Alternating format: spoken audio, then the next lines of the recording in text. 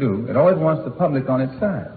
And whether it's the local government, state government, federal government.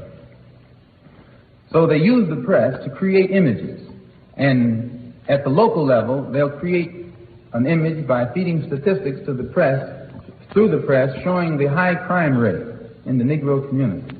And as soon as this high crime rate is emphasized through the press, then people begin to look upon the Negro community as a community of criminals.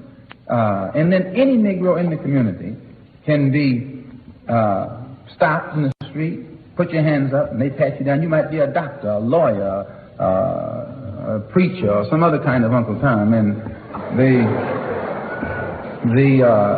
but despite your professional standing, you'll find that you're the same victim as the man who's in the alley, just because you're black and you live in a black community which has been projected as a community of criminals. This is done. And once the public accepts this image also, it paves the way for a police state type activity in the Negro community. They can use any kind of brutal method to suppress blacks because they're criminals anyway.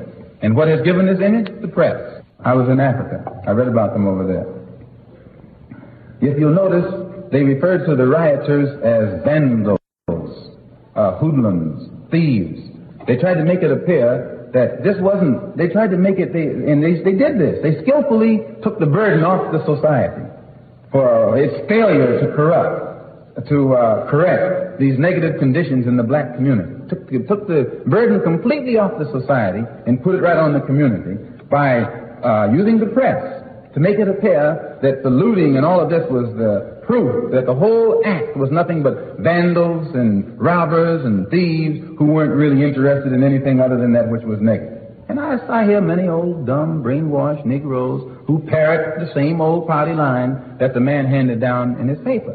It was not the case that they were just knocking out store windows ignorantly. In Harlem, for instance, all of the stores are owned by white people. All the buildings are owned by white people. The black people are just there, paying rent, buying the groceries. But they don't own the stores, the clothing stores, food stores, any kind of store. Don't even own the homes that they live in. This is all owned by outsiders.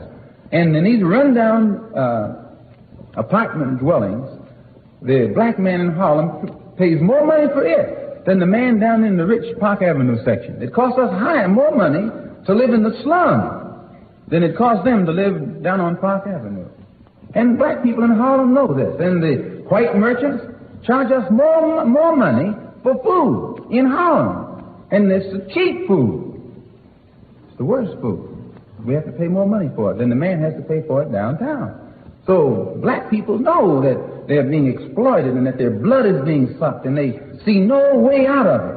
So finally, when the thing is sparked, the white man is not there. He's gone.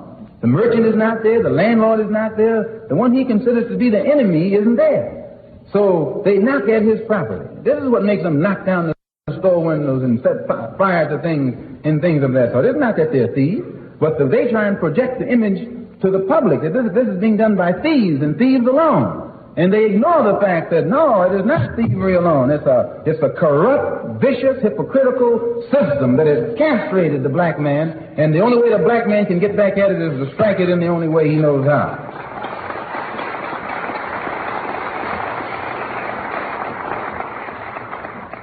They use the press. That doesn't mean that all reporters are bad. Some of them are good, I suppose.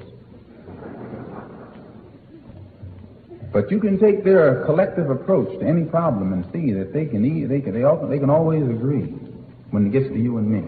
When they knew that this affair, which is designed to honor outstanding black Americans, is it not?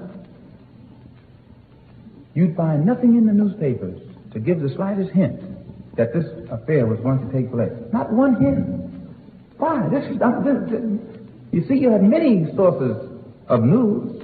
If you don't think that they're in cahoots, watch. They're all interested, or none of them are interested.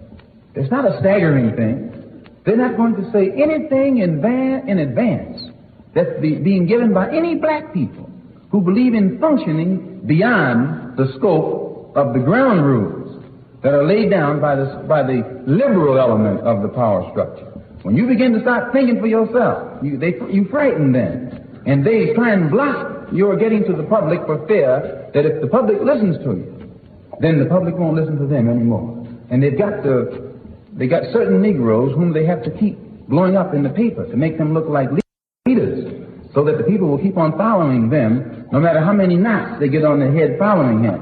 This is how the man does it. And if you don't wake up and find out how he does it, I tell you, they'll be building gas chambers and gas ovens pretty soon.